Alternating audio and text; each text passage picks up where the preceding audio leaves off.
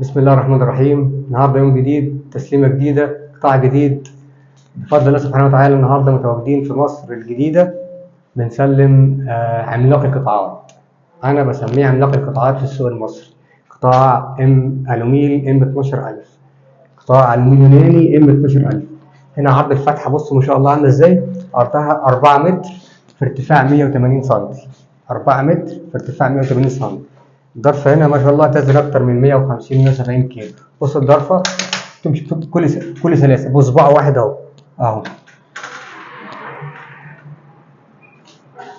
أهي على كده، بص أهي الضرفة أهي.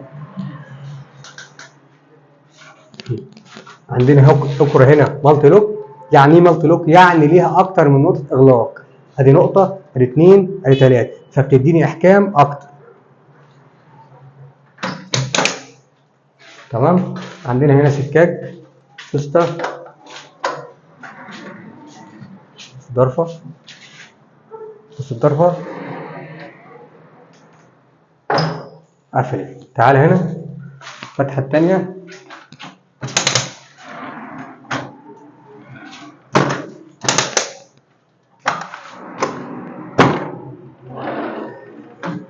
السلك هنا برضو ما قلناش عليه، السلك هنا فايبر امريكي ان شاء الله، حاجه محترمه جدا. سلك راكب فيه فرش اهو، 3 طبقات فرش.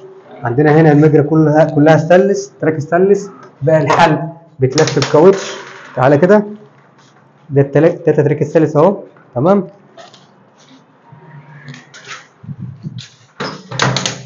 تعالى نخش على باقي الشغل. بص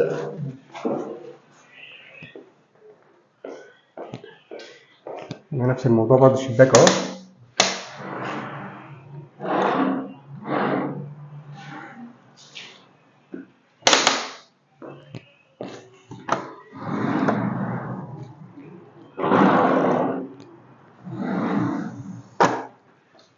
تعالى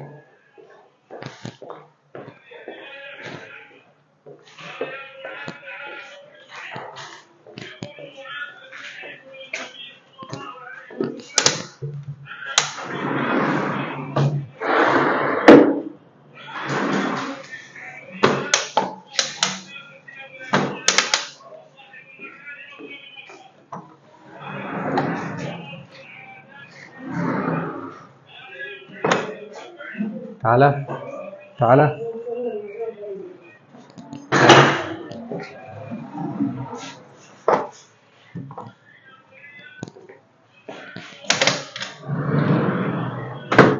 فتحات هنا ما شاء الله كبيره، فتحات عملاقه. بص السلك.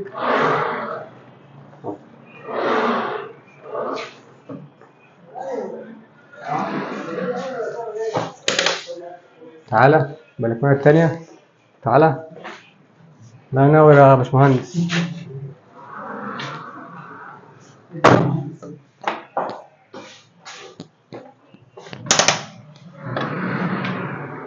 سلاسه واحكام مفيش اكتر من كده اهو.